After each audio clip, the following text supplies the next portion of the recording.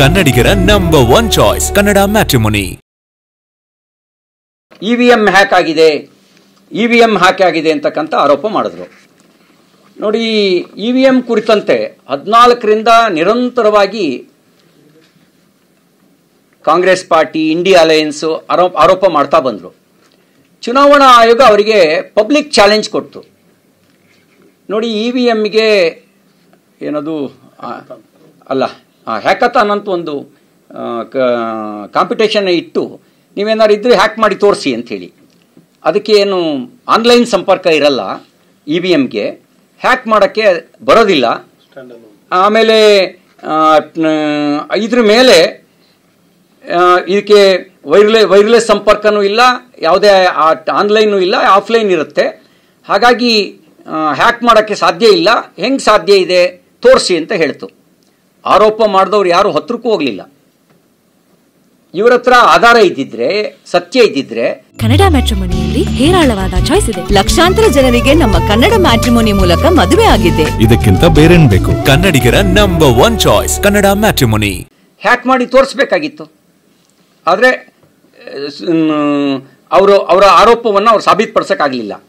ಆಮೇಲೆ ಮಹಾರಾಷ್ಟ್ರ ವಿಧಾನಸಭಾ ಚುನಾವಣೆಯಲ್ಲಿ ಬಾಂಬೆ ಹೈಕೋರ್ಟು ಅಲ್ಲಿ ಪೂನಾದ ಹತ್ರ ಇರುವಂಥ ಪರ್ವತಿ ಅಂತಕ್ಕಂಥ ವಿಧಾನಸಭಾ ಕ್ಷೇತ್ರದ ಇವಿಎಂಗಳನ್ನು ಫೆರೆನ್ಸಿಕ್ ಫರೆಕ್ಸ್ಗೆ ಒಳಪಡಿಸಿ ಇವಿಎಂ ಕುರಿತು ತಾಂತ್ರಿಕ ಪರಿಶೀಲನೆ ನಡೆಸ್ತು. ಏನಾದ್ರು ಹ್ಯಾಕ್ ಮಾಡೋಕ್ಕೆ ಸಾಧ್ಯ ಇದೆಯಾ ಅಂತ. ಆಮೇಲೆ ಇದು ಸುರಕ್ಷಿತವಾಗಿದೆ, ಇವಿಎಮ್ಮು ಹ್ಯಾಕ್ ಮಾಡೋಕ್ಕೆ ಸಾಧ್ಯ ಇಲ್ಲ ಅಂತ ನ್ಯಾಯಾಲಯ ತೀರ್ಪು ಕೊಡ್ತು. 2017ರಲ್ಲಿ ಉತ್ತರ ಪ್ರದೇಶದ ಲೋಕಸಭಾ ಚುನಾವಣೆ ಗೆದ್ದ ಮೇಲೆ, ಗೋವಾದಲ್ಲಿ ಗೆದ್ದ ನಂತರ ಕಾಂಗ್ರೆಸ್ಸು, ಆಮ್ ಆದ್ಮಿ ಪಾರ್ಟಿ ಇವರೆಲ್ಲರೂ ಮತ್ತೆ ಇವಿಎಂ ಹ್ಯಾಕ್ ಮಾಡಿದ್ದಾರೆ ಅಂತ ಆರೋಪ ಮಾಡಿದ್ರು. ಆಗ ಚುನಾವಣಾ ಆಯೋಗ ಮತ್ತೆ ಸಾರ್ವಜನಿಕ ಚರ್ಚೆ ಮತ್ತು ಹ್ಯಾಕಥಾನ್ ಸ್ಪರ್ಧೆ ಆಯೋಜಿಸಿತು. ಈ ಸಂದರ್ಭದಲ್ಲಿ ಯಾರೊಬ್ಬರೂ ಕೂಡ ಇವಿಎಂ ಹ್ಯಾಕ್ ಮಾಡೋದ್ರೊಳಗೆ ಯಶಸ್ವಿ ಆಗಲಿಲ್ಲ. ಆಗ ಚುನಾವಣಾ ಆಯೋಗ ಪ್ರತಿಕ್ರಿಯೆ ಕೊಡ್ತು. ಇವಿಎಂ ಅನ್ನೋಂಥ ಬಹಿರಂಗ ಪ್ರದರ್ಶನ, ಹ್ಯಾಕಥಾನ್ ಬಹಿರಂಗ ಪ್ರದರ್ಶನದಲ್ಲಿ ಆರೋಪ ಮಾಡಿದವರೆಲ್ಲ ಸುಳ್ಳು ಆರೋಪ ಮಾಡಿದ್ದಾರೆ ಅಂತ ಪ್ರತಿಕ್ರಿಯೆ ಕೊಟ್ಟು ಸುರಕ್ಷಿತವಾಗಿದ್ದಾವೆ ಅಂತ ಹೇಳ್ತು. ಇದಾದ ನಂತರ ಮತ್ತೆ 2019ರ ಚುನಾವಣೆಯಲ್ಲಿ ಲಂಡನ್ ಮತ್ತು ಅಮೆರಿಕದಿಂದ ಗುಲ್ಲೊಪ್ಪಿಸಿದ್ರು. ಸೈಬರ್ ತಜ್ಞರು ಅಂತೇಳಿ ಅನ್ನೋ ಹೆಸರಿನಲ್ಲಿ ಒಂದು ಟೂಲ್ ಕಿಟ್ಟು ರಾಜಕಾರಣ ನಡೀತು. BJP 303 ಸೀಟ್ ಗೆದ್ದುಬಿಡ್ತು, ಹಾಗಾಗಿ ಹ್ಯಾಕ್ ಮಾಡಿದ್ದಾರೆ ಅಂತ ಒಂದು ಟೂಲ್ ಕಿಟ್ ನಡೀತು. ಆಗ ಮತ್ತೆ ನ್ಯಾಯಾಲಯ ಪರಿಶೀಲನೆ ನಡೆಸಿ ವಿವಿಪ್ಯಾಟ್ ಸ್ಲಿಪ್ಪು ಸಜೆಷನ್ ಕೊಡ್ತು. ಈಗ ಎಲ್ಲ ಮತಗಟ್ಟೆಯಲ್ಲಿ ವಿವಿಪ್ಯಾಟ್ ಸ್ಲಿಪ್ಪು ವ್ಯವಸ್ಥೆ ಜಾರಿಯಲ್ಲಿ ಇದೆ. ಇಲ್ಲಿ ಈ ಎಲ್ಲ ಸಂದರ್ಭಗಳಲ್ಲಿ ಇವಿಎಂ ಹ್ಯಾಕ್ ಮಾಡ್ತಾರೆ ಅನ್ನುವಂಥ ಆರೋಪ ಸುಳ್ಳು ಅಂತಕ್ಕಂಥದ್ದು ಸಾಬೀತಾಗಿದೆ. ಈಗ ಚುನಾವಣೆ ಫಲಿತಾಂಶ ಅವ್ರ ಪರ ಬಂದರೆ ಜನಾದೇಶ. ಸಿದ್ದರಾಮಯ್ಯನವರು ಪಾರ್ಟಿಗೆ 136 ಸೀಟ್ ಬಂದರೆ, DK ಶಿವಕುಮಾರ್ ಪಾರ್ಟಿಗೆ 136 ಸೀಟ್ ಬಂದರೆ ಅದು ಜನಾದೇಶ.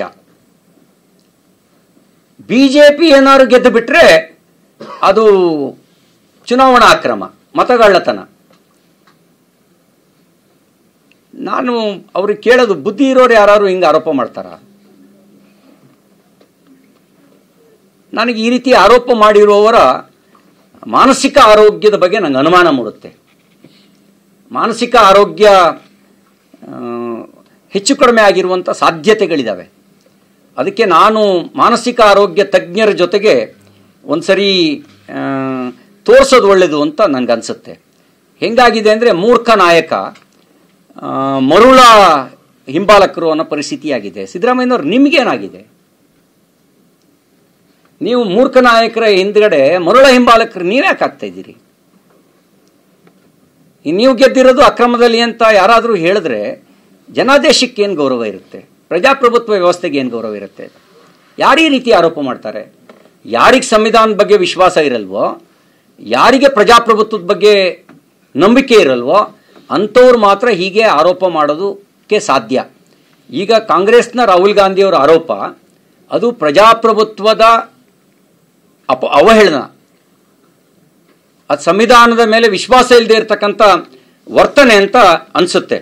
ಆಮೇಲೆ ನೋಡಿ, ಈಗ ಈ ರೀತಿ ಅಪಪ್ರಚಾರ ಮಾಡುವವರ ಬಗ್ಗೆ ಚುನಾವಣಾ ಆಯೋಗ ಕಾನೂನು ಕ್ರಮದ ಮಾತನ್ನು ಕೂಡ ಆಡಿದೆ. ನಾನು ಚುನಾವಣಾ ಆಯೋಗಕ್ಕೆ ಆಗ್ರಹ ಮಾಡ್ತೀನಿ, ಅವ್ರ ದೂರನ್ನು ನೀವು ಸ್ವೀಕಾರ ಮಾಡಿ, ಪರಿಶೀಲನೆ ನಡೆಸಿ. ನಿಮ್ಮ ಮೇಲೆ ಆರೋಪ ಮಾಡ್ತಿದ್ದಾರೆ, ಆರೋಪದ ಪರಿಶೀಲನೆ ಆಗಲಿ.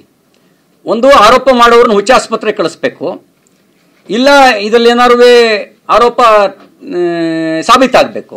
ಸಾಬೀತಾಗದೇ ಇದ್ದರೆ ನನಗನ್ಸುತ್ತೆ ಆ ರೀತಿ ಮೆಂಟಲ್ ಆಸ್ಪತ್ರೆಗೆ ಹೋಗೋದೇ ಸೂಕ್ತ ಅಂಥೇಳಿ ಅನಿಸುತ್ತೆ. ಕನ್ನಡಿಗರ ನಂಬರ್ 1 ಚಾಯ್ಸ್ ಕನ್ನಡ ಮ್ಯಾಟ್ರಿಮೋನಿ.